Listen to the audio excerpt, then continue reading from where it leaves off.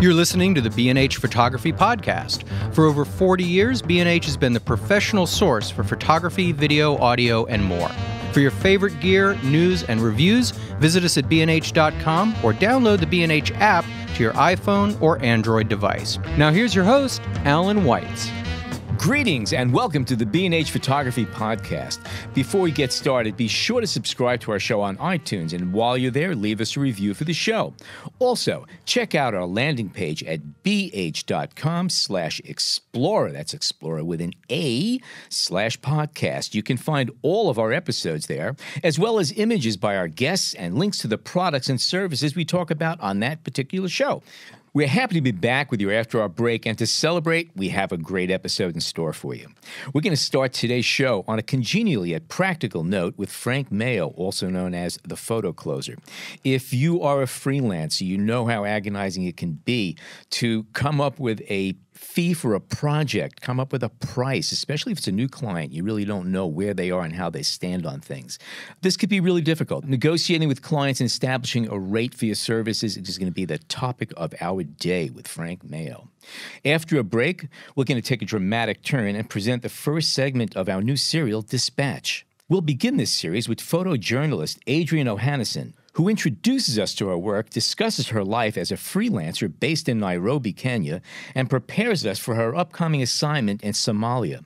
Once a month, Ohanesian will offer us insight into the working life of a photographer in conflict zones, and having Adriane as a past guest on the show, I can tell you that this new series is something that you're going to want to return to and follow. But first, welcome, Frank Meo. Thank you very much over here. Yeah. Thanks for having me, guys. It's great having you, especially a fellow Brooklynite. Frank has represented fine art commercial photographers as well as Pulitzer Prize-winning photojournalists in securing highly valued commercial assignments. He has worked with numerous photo libraries and campaigns for clients such as American Express, U.S. Coast Guard, ESPN, Nike, and others. His photographers have worked for every major newspaper, magazine, and TV network. He's also the founder of the PhotoCloser.com. He advises and consults with photographers from around the globe.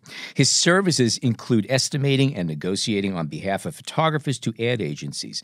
Part of what a PhotoCloser offers are brainstorming sessions that motivate and inspire photographers of all levels. Meo has also been invited to speak at many institutions and events, including the International Center of Photography, the Eddie Adams Workshop, American Society of Media Photographers, ASMP, PDN Expo, the Palm Springs Photo Festival, and Syracuse University.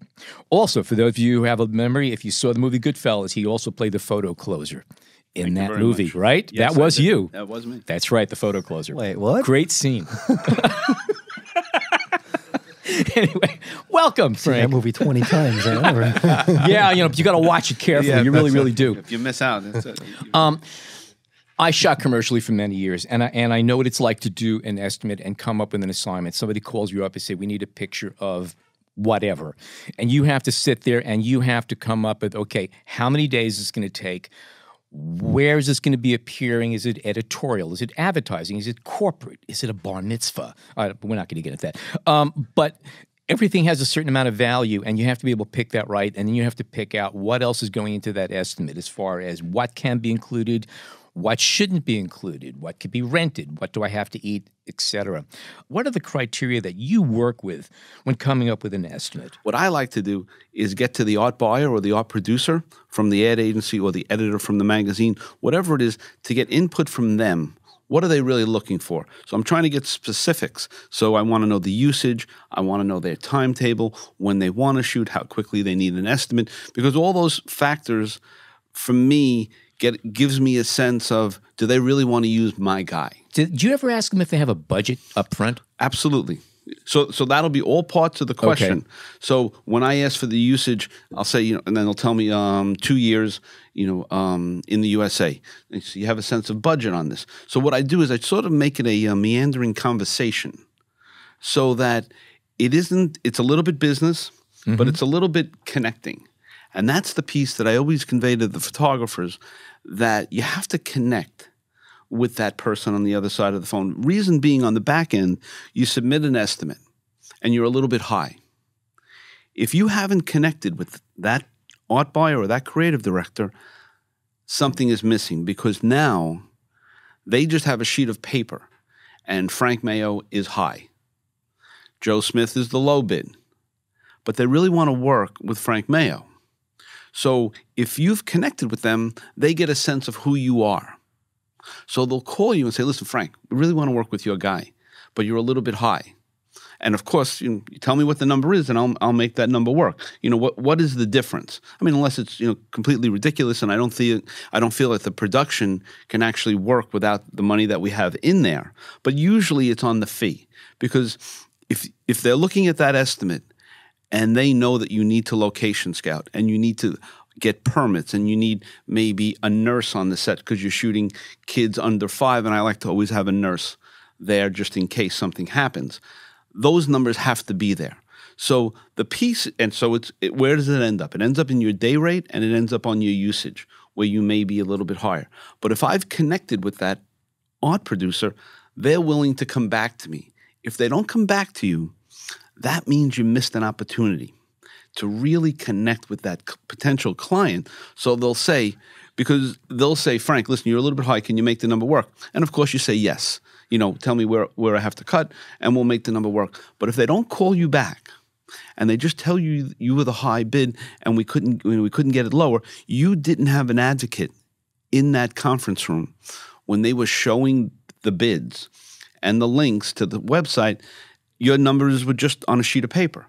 So that, for me, that when people get lost in these estimates, it's really as much about the numbers and even more so about that connection piece. This is something we've talked about before on the show, where that's kind of what's at the key to it. And just like you said, and remember we had Jordan on the show. He was talking about human factor. Yeah. Do you want to be with this person? And do you want to work with this person? That's almost as important as how good their photos are going to be. But let me ask you then, we're talking here also about advertising jobs, bigger jobs. Let's say you just get an email from somebody, even if it's an ad job, saying, we heard you're a good photographer, so-and-so recommended you, this is what we want to do, can you send us your rate? And that's all you get. Are you going to recommend to the photographer, to make the phone call anyway, get in touch with them and try to get more information out? Or are you going to just say, hey, this is what they asked for, let me just get them an email back with a figure? If I just got that email that you described, I'd need just at least a smidgen more information. What am I shooting? What's the usage going to be? Yeah. Usage is a big part of that too. Okay, so now we're getting into the factors. Let's get to let's talk about usage. I mean, so the person that would send that kind of an email is clearly on the low end budget. They're just looking for somebody to go and cover a press conference. Somebody behind the podium to shoot. Right, that's what you'd garnish a little bit of information on the company that it's coming from, right? And they may actually have a little bit of history with them because they have your name. They probably wouldn't have your name just randomly, right? So things like that. You'd have to say, this is my day rate. I mean, if you were forced into a situation, I mean, I would never give a number based on what you said. I would have to call them and say, I just need a little bit of information. Is it give me the timetable. When do you need to shoot? What's the usage? Where do I have to go? Just give me something, right? And then you say, okay, all right. So they said it's 2 hours. It's here in New York City. It's just for this press conference. They're not going to use it in any other place other than maybe an annual report or maybe on their website. So each photographer has to say, what is that worth to me, right? So for somebody, that's $250.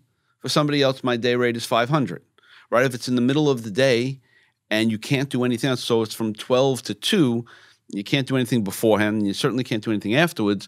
So there's my number. My number is $350, whatever. And I don't think you can condemn somebody for doing that at $250, right? That's what they charge, right? Is it giving it away? Maybe it's giving it away. Is it worth $500? Is it worth $750?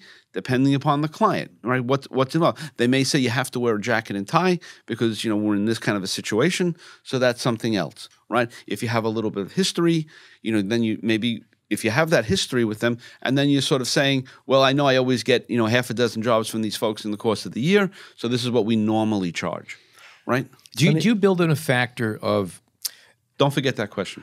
Yeah, I'm sorry. No, he was biting on it. You can go. I'll remember mine if you want to jump in. Well, let me just jump to this one because ahead. it's funny you mentioned the suit because I had a job offer not that long ago and I needed to wear a tux and I don't own a tux. Right. And I actually asked them, I said, so are you going to, pay for that expenses? And they kind of balked. And that was going to start cutting seriously into what the fee was. And so I bumped up my fee a little bit based on that factor. And eventually they said that my fee was too high, So that's not that, these are issues that, every little thing you need to figure out. Yeah. They're absolutely real.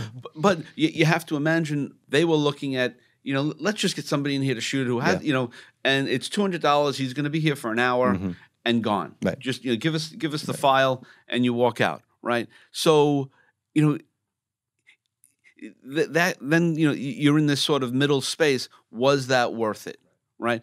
And if you've seen over the course of the year 6 times, 5 times you needed a tuxedo, the door has to knock. You got to get knocked on your head. I should get a tuxedo, right? For $150 from Macy's or whatever it is. You could rent them for $20, $25. No. Is that cheap? No, maybe more than I looked into it. that? It's more than that. Are you kidding? In the dark ages? Okay. $25. Alan's prom was in 19 what year? The Rugolo was $25. That's true. Very true. Good point. But yeah, I'm just curious. Did you have to tuck your pants into your boots for that? I don't know. We digress. I didn't do the job. But the numbers you were talking about for that type of job, those are some of the figures that you would consider ballpark. Anywhere from $250 to $700 for, let's talk a day rate for an event or something that right. I mean, those are numbers that you would be. We're talking about New York City also too, and regional and location makes a big difference as Alan was mentioning earlier. But for New York City, that's a range that you'd be comfortable. I mean, you wouldn't go any lower than that, would you? No. And that's where I can tack in the question I was going to ask you. When you give a quote, I imagine there's a certain amount of pushback that you get regularly, maybe not all the time, but a good percentage of the time. You give a number and they come back at you for whatever reason. Do you bump it up a little bit? Do you anticipate that? Or do you just say, this is really accurate and true, and I'm just going to stick to my guns as best as I can? Well, it's a little bit of both. Right. Because, it's a weird dance. 19 out of 20 times, they're coming back to you. Can you work with your number? Yeah. Right. And like I said, it's usually the fee or the usage. And that's almost, it's almost like their job to say you're a little bit high. Yeah. Right. They're supposed to beat you up. Yeah. It's a little bit of a cat and mouse game. And then sometimes, you do go right through that, that was a fair number. Because, again, if you're connecting with that art producer, I'll say to her, I want to put in, our normal day rate is $5,000. Right? And I'll probably do a usage rate of $1,500 based what you have here. And you'll get that sort of feedback, that seems fine. That seems fine. And now so now the bids go in and somebody else is, at $4,500 or $4,000. The client balked a little bit, can you make it work? So it's almost like you're making a gesture to make your rate. Well, if they're at 4 and we're at 5, let's make $4,500. And all they want is that gesture. Right? All they want is the fact that, he's going to go rent a tuxedo, right? He's going to do that and he's going to eat that. That leaves an impression that, here's a guy, John's willing to work with us. I found that always to be important. You can't be etched in stone. Right. And unless the differences are so huge and they're doing, 3 ads, worldwide buyout, and they're telling you that somebody else put in $250 for that usage each, $250. And your number is certainly way off from that. You have to say that's really not fair. And most people, when you use a term, listen, Michael, that's just not fair. People get that, and they know that too. And you see that the better people or the better agencies, people that you work with, they know that that's not right. So internally, they will push back to the client first and say, listen, These are worldwide ads for 3 years. We cannot even ask our suppliers to come to that rate of $250. So what happens is that low bid makes themselves look foolish, right? So you have to watch, that piece as well. And again, if you've connected, even if you haven't connected in a situation like that, they're coming back to you and saying, listen, your number is a reasonable number. Can you make a gesture and just come down a bit? I think a reasonable thing also on the photographer side is that if you are giving an estimate in and they do come back at you and say, it's really high, can you do it for X amount? All right. And there are times they come back with a number that you know is ridiculous, but you're afraid to turn it down because you won't hear from them again. So you accept it. In the meantime, you're doing the job resentfully, and your heart's not in it. And you got to be careful of that too. So I think that if you do take a hit like that, and I think the important thing is accept it that, okay, I'm not going to do that again, but put a smile on your face and do the job as if you're making a ton of money on it. I think that's important too. Well, once you're shooting, you're shooting. You own it. Yeah. Yeah, that kind of stuff of, I'm pissed off that they didn't give me, the right amount and this, and that. You got to let that go. So the bottom line is that before you say yes, make sure you could live with that yes. Oh, absolutely. Yeah, that for sure. Yeah. Because then nothing's good. You got a sour face on, right? And you're with these people for a day and a half, and boy, that guy never smiled. Yeah. Right. He's pissed the whole time. And you're not getting any more work. Exactly. Yeah. So that's a loser. It's like I said to John when we were speaking last week, you put your numbers in, and as long as at the end of the night you put your head on the pillow and say, I'm fine with that. That was the number I put in, whether I get it or I don't get it. That was a fair number. What's your feeling on going back? Let's say you didn't get a job and going back to the people and saying, "Can you tell me why? Can you say, was my offer too high? Did you find somebody whose work you like better?" And I mean, sometimes I have done that, and you get no response. Other times you get the person, well, it was a little high for this case, but we really liked your work, and next time when we have a bigger budget, we'll give you a call. Or how do you feel about that kind of follow up after the fact? I love the follow up. I always try to, can you give us a sense, was it something in the portfolio of the other guy that they saw? Again, if you've connected with them, they will give you that information, but you'll also have a sense going in that you're really the number 2 choice.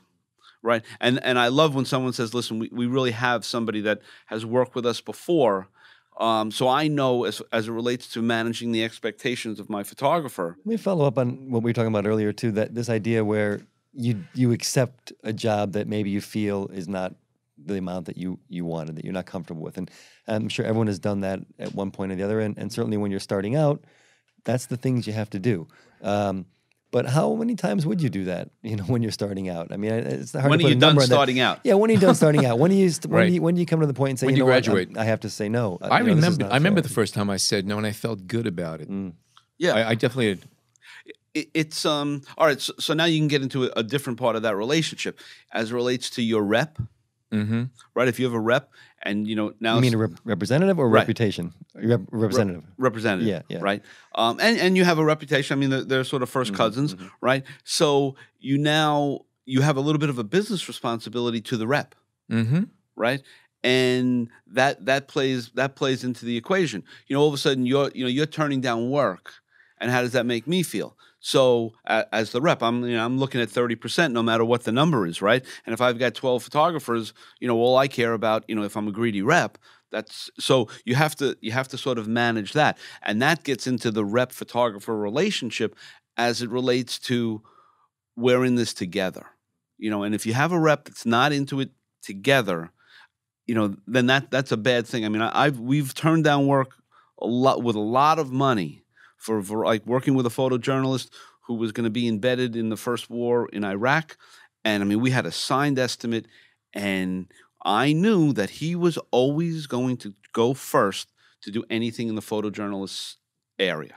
And I had an $80,000 fee that we just tore up the purchase order. He's going to be embedded. But I never look back on that as a bad thing, because that's, when I work with a photographer, that's my relationship. I knew that he was in that space. So, so if you turn down the job, that, I think sometimes it feels good. There's always that little bitter thing that, I really let that go. And you probably, to your point, may not work with them again. But, there's a little bit about self-respect and self-esteem, about, listen, that is just not fair for me to shoot 2 national ads for a fee of $2,000, including the usage. Not fair, right? I know it happens, but how frequently do you get a call for an estimate? And it could be for a large job or a small job, but most likely for a larger job, where something inside of you says, this is just a dog and pony act. They already know who they're using. They just have to throw a couple of more portfolios in front of the client. Does that happen often that you know of? Sometimes you get a sense of that, but I have to say, with the art buyers that I work with, I'll ask them. Okay. Listen, tell me I'm the second choice or the third choice. You just need a bid. And I have that kind of relationship where, so for me, it's great. I'll just do something real quick. Don't take any time, with it, because I know they want to work with so-and-so who they've already worked with. And Zygazun, done. When you're a rep, like I said before, you can talk in a way that you can't talk when you're the photographer. You can say, hey, tell me about my photographer. What do you think? I mean, give me the truth. And that person's not going to say the same thing if it's the photographer. It's objective versus subjective. There's a distance there. I mean, so can the same things that you say apply to the photographer themselves when they're dealing with the clients? It depends upon how comfortable you've made the other person, right? And how comfortable they are with you. So you may get more information where they'll say, you know what, there was just a shot in the other guy's portfolio that was dead on to what we need, right? Or your numbers were a little bit high, and but the client was leaning towards there. So you are on some level putting the art producer in an uncomfortable spot. But it's so vitally important for you to get some of that feedback. This is why. But one of the first things I said is that just imagine that conference room, and they've got those bids and they've got those links.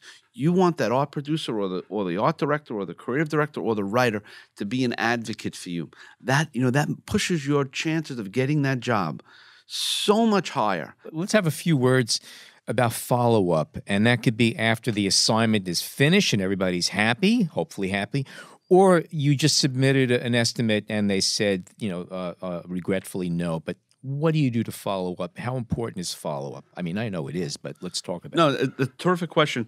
And I think that's probably the place that I find most frustrating. The real Achilles heel for photographers, they've done a job with somebody and they never follow up. And that could be in who knows how many different ways you can do it. You find out that somebody has the same birthday as you do. Send them a card. Right. Right. You found out that somebody loves jelly beans. On that 2-day shoot on that plane, right? You found out that this guy's having a baby, whatever it is, be aware that there's something you could do in the smallest gesture, right? You're talking to the guy, I went through your website. There's a shot of this sunrise over, Manhattan that is just so stunning. If you don't make a stinking note about that, to send this guy a 16 by 20 or 11 by 14 print, and if you think, how many jobs have you done, and how many of those have you had repeat business, right? And if that equation is really slanted, you're doing something fundamentally wrong. But something should go out as a gesture. Thanks a lot. Just as a must. Well, here, bottom line, at the end of every single podcast, I thank Jason and John, and they invite me back the next week. And I know there's proof right there. And I've already been guaranteed that $2,500 gift certificate from B&H. That's why I'm here. That's right. You got it. There's a guy downstairs, and 2 blocks down, he'll be in a Buick station wagon. You just wait there in the corner. Okay, let's go over a few things here. Factors to consider when establishing your rates. There are some fixed things. You have the budget for the shoot or the event. Copyright usage. Now, obviously, if shooting a wedding, usage rights are no big deal. They're going to put them into an album and never look at them again. Rental equipment and other issues that come into things. What are some of the things that you take into consideration on an average? It's hard to say average assignment, but let's call it an average assignment. Well, to your point, everything is really average as it relates to you doing a job. Right, you're going to need casting, or you're going to need equipment, or all of those different things. So what I do is you look at the layouts, or you've heard, you've seen the description. This is what we need to do, and you just go right down your list. Okay, I'm going to need 1 assistant. I'm going to need 2 assistants to do the job. I'm going to need to rent equipment. I'm going to need to do a scout, because what you're putting in there is significant in that the person who gets it has to read it and recognize that you understand the project. So trying to be thrifty in those categories sometimes makes you look bad. Now that could be determined, you have 4 assistants, maybe you could really get away with 3. That may be over the top. But looking at I'm looking at the estimate as an art buyer, I'm saying that, they don't have any money in here for a Winnebago. We're shooting out in the desert. Or, we're shooting out on Long Island. It's going to be windy.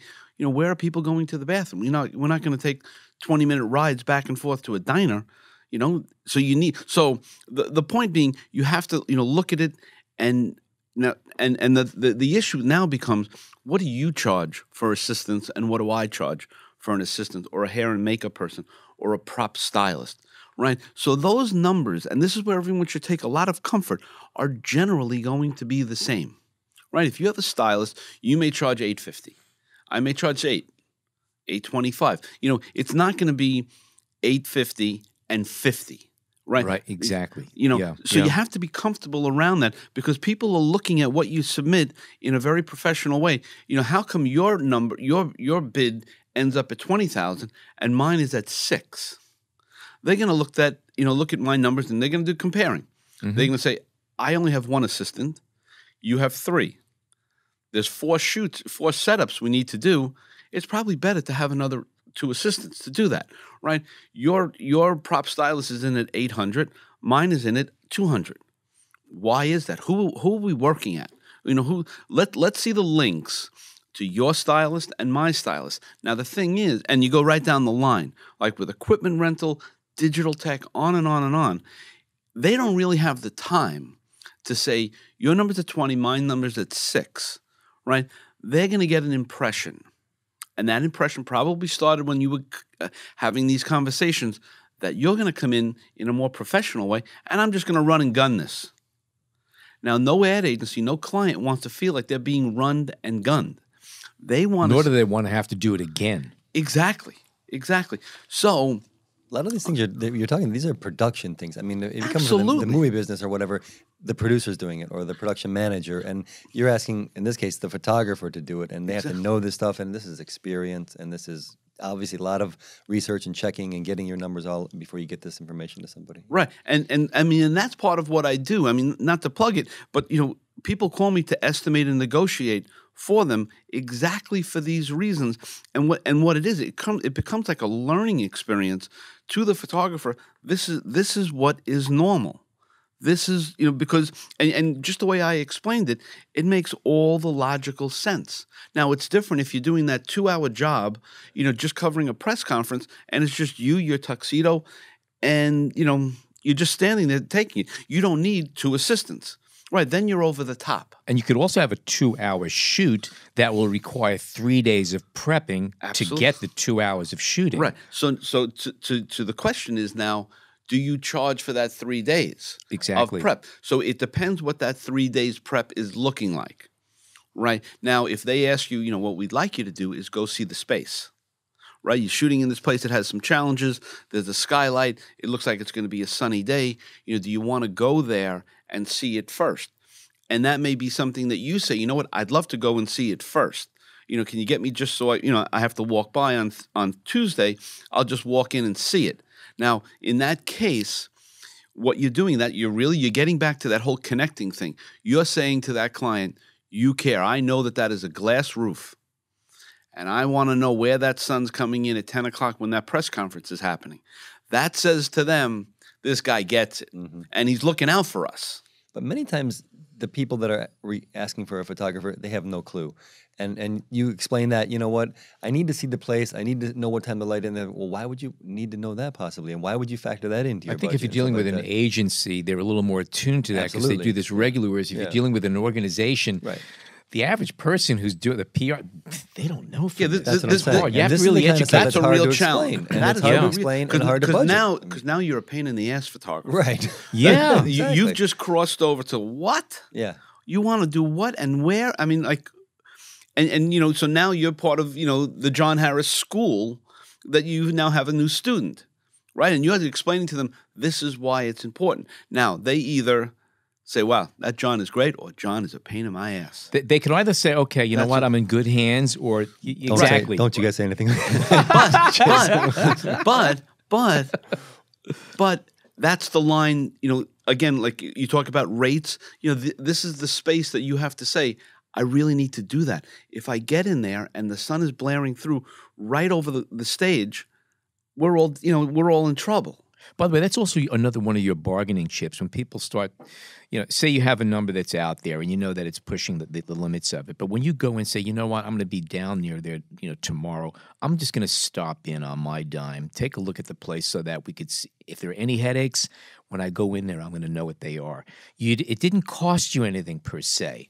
But you gave them confidence, and you already said, I'm working with you. I'm doing this on my time, okay, to make sure that when we get there to do this project, no surprises. Right.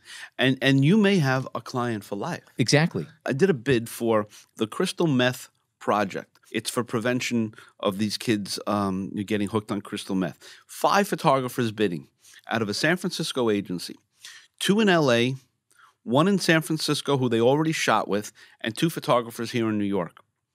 I said to the photographer right off the top, the whole job is, why are they going to get in a plane from San Francisco and shoot with you in New York? What's the reason? We have to come up with that reason.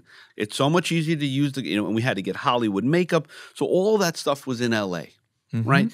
And they gave us the number. The number was $50,000 to do this project. It was 4 ads, 5-year usage, and it was, for a terrific cause, crystal meth prevention, and the layouts were great. Everyone wanted to do it. So the number is 50, which is great because that levels the playing field. Yes. If I come in at 40 or 30, I look like an idiot, right? If you come in at 70, you don't want the job. So everyone was going to be at 50, 48, 42, 52. The numbers were all going to generally be the same.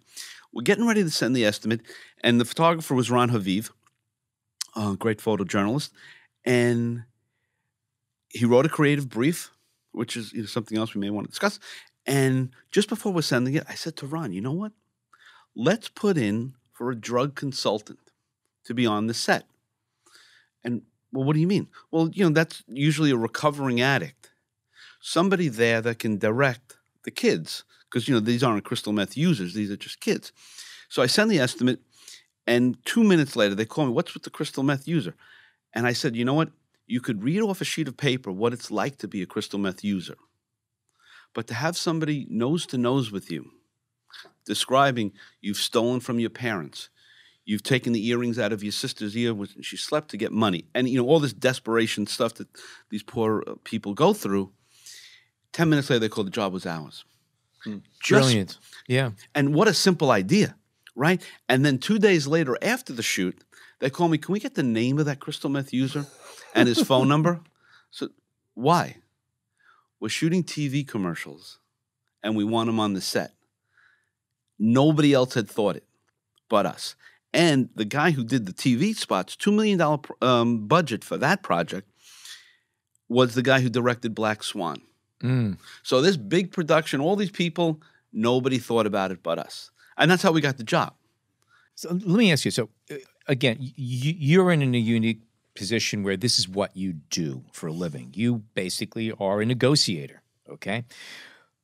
To a photographer starting out or somebody who does not have a rep and they have a project come up that maybe they're not as familiar with, or they're just starting and not familiar with anything in general, where can they turn to? Where can he or she turn to online or elsewhere to find out where are some basic rates for different kinds of assignments where I live? In other words, obviously, if you're living here in Midtown Manhattan, the rates are going to be different if you're in Des Moines, okay, or anywhere else.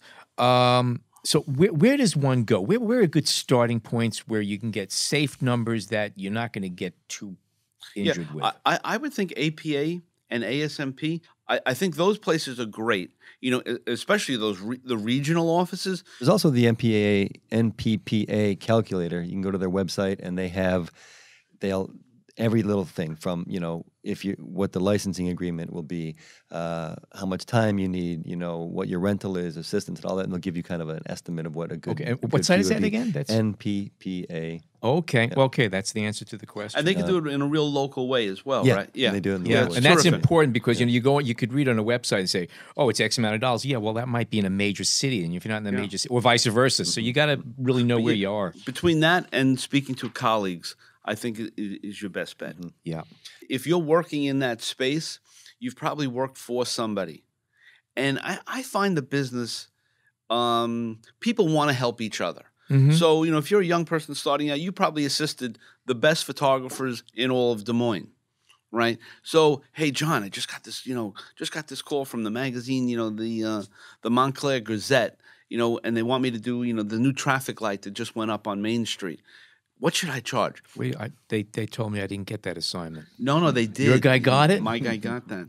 I got a commission. I didn't even get a return phone call from him. I got a commission off of $75. It was a slice of pizza. How much in Des Moines are you going to get for that job? Let's talk numbers. I would say, I mean, not knowing is a fact, but I would say that's probably $150. Okay. $200. All right. Let's say you're my example. I work for universities, different universities, and I do their author talks or whatnot. And I'm going for a night of 2 hours of a shoot, not much prep, 2-3 hours of editing. I get them the photos. They use it for social media. They use it they may use mostly social media, really, what it is now again. And then they want to archive the stuff for their history. And I charge $300 for that. And plus your expenses, going up there, wherever you're going? No, 300 flat fee. But you're sleeping home tonight. I mean, Yeah, it's all here. It's all within walking and biking distance. You know? But then again, someone's going to say to me, for example, like the author did last night, hey, can you send me a selection of photos too? And who knows what they're going to do with the photos, Yes. So what should I say to that person? That I wouldn't do. No. What I would do, I would send it to them. I would watermark them. Mm-hmm. And then they want to use them. All right, Sally, what are you using them for? Well, I have a book cover. Well, that's not part of the rights, So that has to be clear. I'm going to send you all of them. I'd watermark them, so they cannot be used, and just tell me, if you'd like to use them, here's my card. I'd love to talk to you, or talk to your publisher. What I would do is I would do sort of an upsell, where you have Pete Hamill has come in. He's giving a talk. Can I set up a seamless? Talk about your archive, right? Can I have a seamless? Let me set up a seamless, and let's start to really archive. And I can just do, I'll have the lights set up, right? And now you have him walk in, take, 10 shots. So now that becomes part of the archive. So now, because I always tell photographers, it's all about me. You should wake up every morning, it's all about me. Now you have a nice portrait of Pete Hamill. So all of a sudden, because it's all about you, you're building up a little bit of an archive for yourself, that you have a nice portrait of these writers of our time, right? They get it, you get it. So now there's some value to you. You're already there, right? So, are there different ways to just, grow it out for them and for you? And then all of a sudden, they need a beautiful portrait of the president of the school and the board of directors. So now they're looking at you more than this guy who's a run and gun. He shoots the 2 hours and out. So that's sort of the upsell. Would it be fair to say that a lot of the problems photographers having today, having to do with billing and fees and all this stuff, have to do with the fact that most creative types are terrible when it comes to business? Yeah, I mean, I cannot tell you how many creative people I know are horrible, and I'll raise my hand for that too. I really wish I took business courses up front, because I look back at some of the things that I did, and I'm saying, what were you thinking? Well, I hate saying, women do this, men do this, photographers, but it's absolutely the truth. I always use an example. If you send me a photograph and I want to make a print of it, right, and I crop it 1/4 of an inch, you'll be up in my nose. Oh, how could you crop my image? But if you give that image and they sell it to Merrill Lynch to do a worldwide ad for $250, you're good. Right? I mean, it's crazy. Yes, it's true. It's absolutely crazy. I don't get that. Frank, we can go on all day long on this topic, but we don't have time for all of that. Where can people find you? What's coming up on your schedule? Anything interesting coming up? Yeah, it's the website is thephotocloser.com. And in fact, we're doing a workshop the second week in May 12th through the 15th, where we're discussing all of these issues in real detail. And I invite people to go to the site and sign up if Where's this going to be? In the city, here in New York. Okay. All right. And I'm really, thrilled about it. I have some terrific sponsors who are helping us out. Not to mention B&H doing a shout out for us here, which I appreciate very, very much. So yeah, we're Workbook and Dugal and on and on. Frank Meo, thank you so much for joining us. A great conversation. After a break, we'll be back with the first segment of our new series, Dispatch, with Adriane Ohanesian. Stay tuned.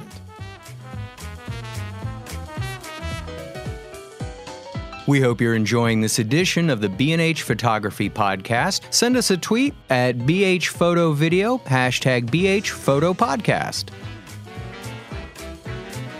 Adriane Ohanesian began photographing in Africa in 2010 and has covered South Sudan from its independence movement to its current conflict, often focusing her attention on the plight of the average person caught within the crisis.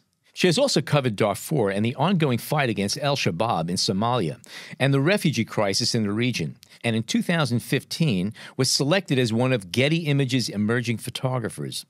In 2016, she won a World Press Photo Award and the Anja Niedringhaus Courage in Photojournalism Award for her work in Darfur. This year, she was selected as one of PDN's 30 new and emerging photographers. Her work has been published by The Wall Street Journal, National Geographic, The New Yorker, The New York Times, Vice, and Time magazine. In our first segment, Adriane will introduce us to her working life as a freelancer based in Nairobi, talk about a recent assignment for Vice, and prepare us for her upcoming assignment in Somalia. I guess this is year 7. I started in Sudan in 2010, worked my way down to South Sudan for independence in 2011, and from there stayed and covered South Sudan for a couple of years before relocating to Kenya in 2014. Most of my work is outside of Kenya, although I call Kenya my home and my base. I think that's been quite useful to me in terms of separating my work and my life. So when I'm in Kenya, I kind of feel like I have friends here and can enjoy myself, and I'm not necessarily always searching for the next story right in my backyard. And I think that, in a way, has been good for me. A majority of my work has been in South Sudan, and that's an ongoing story.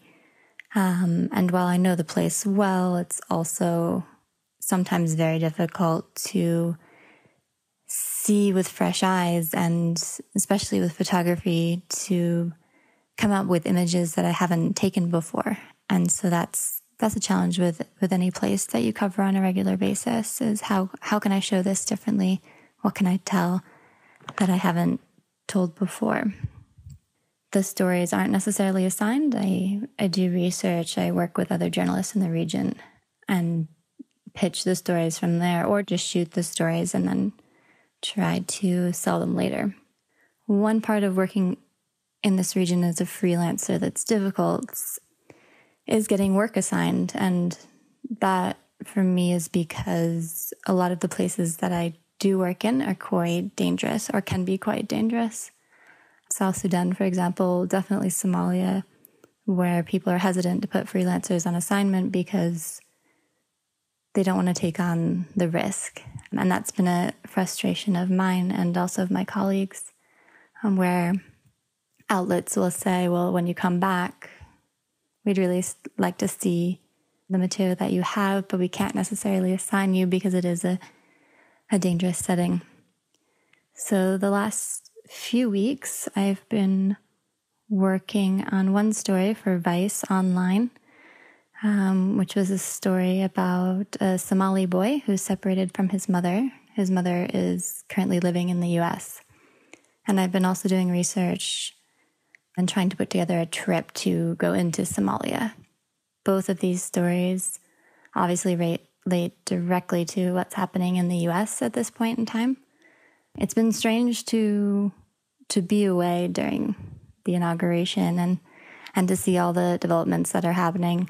Of course, how they're affecting life here and people internationally, but just from a perspective of an American being away, and I've covered so many places where people's countries are just in disarray. People feel like their countries are falling apart.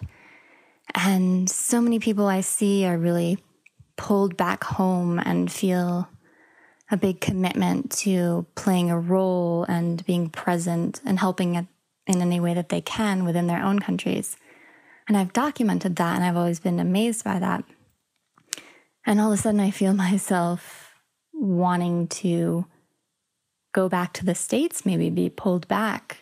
Do I have a role to play there? And that's just something I haven't felt before. And I've talked to many American friends and journalists who are abroad, and they're starting to feel the same way.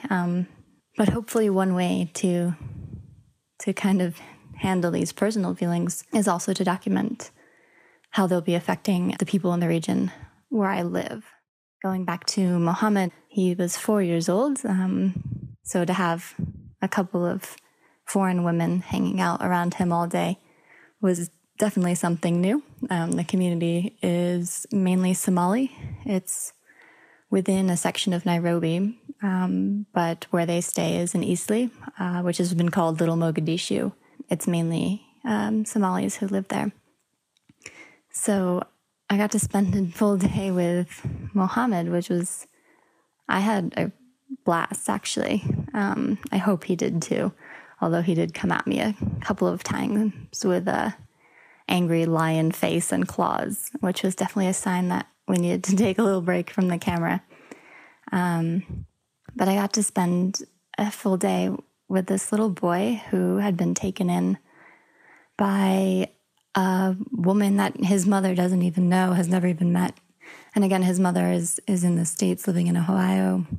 He hasn't seen her for a couple of years.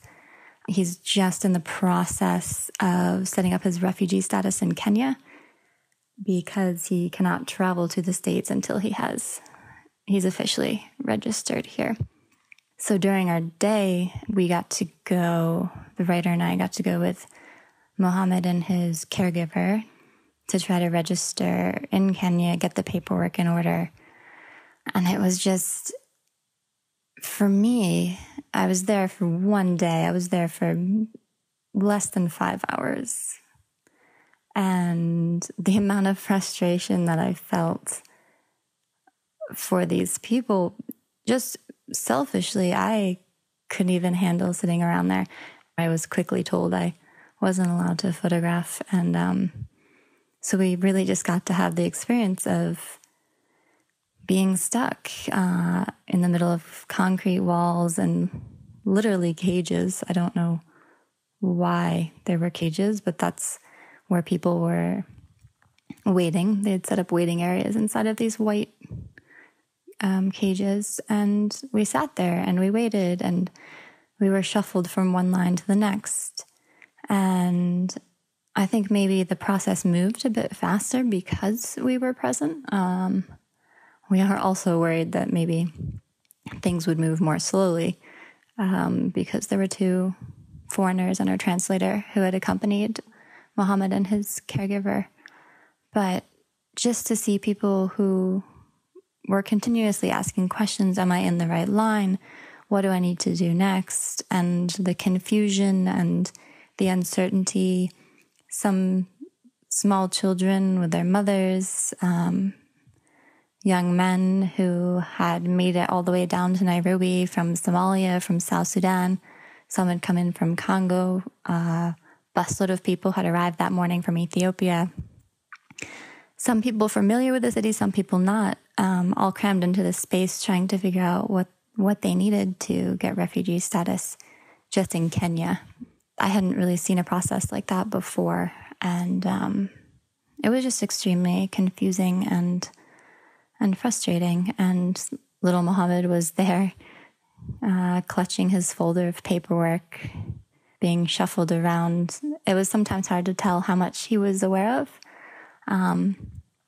but you could tell that whenever that folder came out with his paperwork, he was aware of that there was a process and that there were steps he needed to take, and that at the end of that process was the hope that he could be reunited with his mother. And it was just amazing to see a 4-year-old boy who essentially, of course, he's with his caregiver, but he's here and he's stuck here. And does he understand that there's people in the United States who are making laws and I don't know. It was hopefully useful to share his story so that people can see and understand, first of all, the struggles that these people are going through. And second of all, most of them are just normal, everyday people like Mohammed who are trying to be reunited with their families and go to school and be a part of a larger community, because they can't do that in their homelands. So I think the next step for me, hopefully in the next couple of weeks, although these things are very slow to develop sometimes, I think the next step will be trying to get on the ground in Somalia, which is always challenging. I've worked there a few times before. It's fascinating. It's also very dangerous, but I think it's worth it to a certain extent. A lot of the stories coming out of Somalia, at least, or any countries tied to U.S. policy at this point. One of the ways in which we can kind of get attention to these places is through relating them directly, relating the stories directly to the U.S. So something I'll be working on is going into Somalia and focusing on two parts. The first part will be the African Union forces and their continuing fight against Al-Shabaab, the Al-Qaeda, and more recently, ISIS-linked group. And that conflict, specifically against the African Union, has been going on for about 10 years now.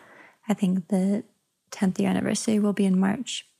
So I'll hopefully be trying to go in with those forces. I've done that once before. And it's a really big challenge to go in with the military. The main concern obviously being security, because unlike a lot of other places that I've worked, here you're really a target. You're a target because you're with a military group, but you're also a target because you're a foreigner. And so kidnapping is a very high risk as well. But the reason why I do want to show the ongoing military aspect is just kind of to describe and show to people that there is still a war going on, and that means lots of different things for people. It might mean there is violence where they once lived. It may mean that resources have been cut off. It may mean that it's not safe enough for them to farm or take care of livestock. So there's lots of different reasons besides really the conflict itself that people might flee. Normally, I would say there are kind of these trickle-down effects from the fighting itself. So I'm going to try to show that. Mogadishu is more challenging, but hopefully the goal would be to get outside of Mogadishu to a forward operating base with the African Union forces to see what's really happening on the ground militarily, but also hopefully speak to some people if it's possible. It's a really big challenge security-wise, and I realize the people that we're with on the embed will be taking quite a big risk by having us there. But hopefully to be able to talk to some civilians and see how they're feeling about the situation. There are many Somalis who are trying to come back from Kenya. Kenya's been threatening to close down the largest refugee camp in the world, actually. I think it's around 350,000 people now, mainly Somalis. But many of those people are trying to come back to Somalia, and what that means and how they're going about that. And also the recognition that people want to return home. And the second story that I'll try to be documenting is on the severe drought that's plaguing the region. And this also ties into the refugee crisis, I think, but is also a story in itself for obvious reasons. The entire region from Somalia, Kenya, Uganda is going through a period of severe drought. There have been famine warnings issued throughout Somalia. So really to look at that as well in terms of, are people able to survive in this place, and will this drought and possible famine be creating more refugees? The drought in 2011 in Somalia, I believe it was around 200,000 people fled the country. So the combination of U.S. policy towards Somali refugees, Kenya threatening to close down its largest refugee camp, and then we have Europe that's trying to curb the flow of refugees, all factors. But let's take a look on the ground and see what's actually happening. Are people going to be able to survive in these places? There is still a war going on, and now they have this possible famine. So those are the two aspects I'd like to focus on. Accomplishing that logistically is always the biggest challenge. I find that once I get on the ground, things move a bit more easily, and once you can speak to people face to face and explain to them why you're there, what you want to be doing, things are much more easy. Somalia is difficult because, well, first of all, if you're there with the military, you're quite restricted. A lot of the flights are United Nations run flights. It's hard to get on those flights as a journalist. So now I'm in the process of searching some slightly questionable airlines. I don't want to talk badly about them because I'll probably end up getting on one of these pretty old planes soon. So they've always treated me very well in the past, but they scare me a little bit. But I'm in the process of trying to find the cheapest plane ticket into Somalia. So I'd fly into Mogadishu, go out with the African Union forces from there, and then ideally afterwards fly up to Puntland, which is in the north of the country. And I've been talking to a few people who work for NGOs on the ground in Puntland, that this is at the moment the most affected area. What tends to happen is the land dries up and people begin to lose their livestock, their goats or their camels, and that's, for a lot of these people, especially nomadic people, that's their livelihood. So their meat or their milk is coming from their animals, and if their animals are passing away, they really have nothing left. So what I've been told is people are starting to come out of the desert, move out of their homelands, and kind of congregate along the main roads in hopes that they'll be able to flag down passing vehicles, or that international organizations will be able to find them and to access them. So these are just things I've been told. I've been sent some images to kind of understand what to expect on the ground. And security-wise, it's also very frustrating because I like to be out early in the morning, and I like to be out just before dark or even just after dark. And with a tight security situation like in Somalia, those are the times you really don't want to be out or aren't allowed out. So I'm expecting, I don't know, I don't want to put anyone at risk, or myself or my colleagues, but it's always a struggle for me. I just have to ask, can we wake up a bit earlier? Can we stay out a bit later? Especially with the harsh sun in Somalia and the reflection off the desert. It's really hard to photograph when the sun is out. But maybe we'll be praying for some clouds and some rain with this severe drought that's going on.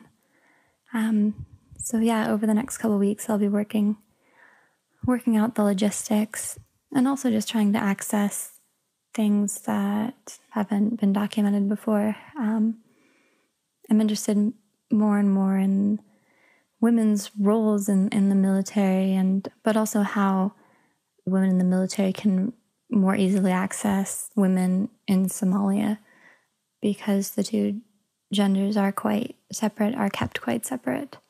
So I'm hopeful that either through military personnel or maybe even Somali police force. Somalia has an all-women's police force now.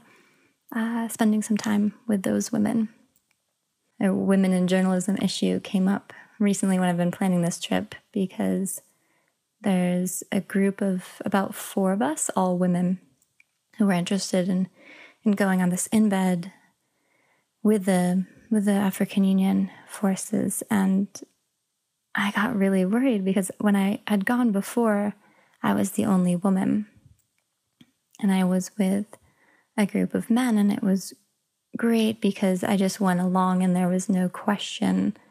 Nobody questioned whether or not I could keep up. Actually, nobody asked. But this time, I'm kind of curious to see how we'll be treated as a group of all women inside of a military embed, because I kind of fear that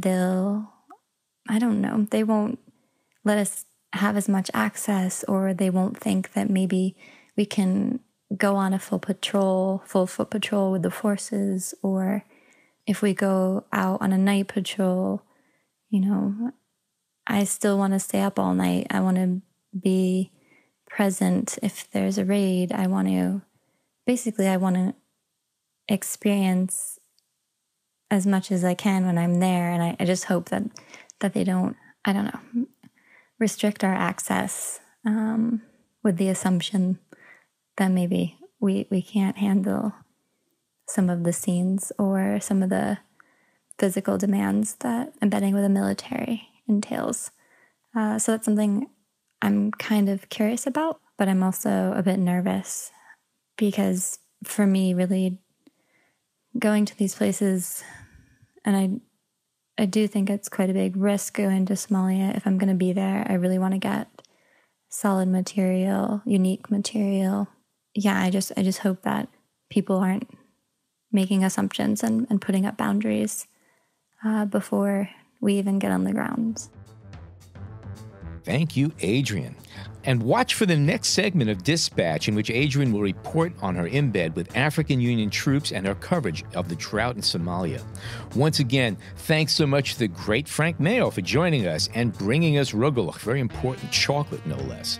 Check out Frank's services at thephotoCloser.com. Also, a huge thanks to Adriane Ohanesian. And as always, thank yous to John and Jason, and to all of our listeners. Thank you so much for tuning in today.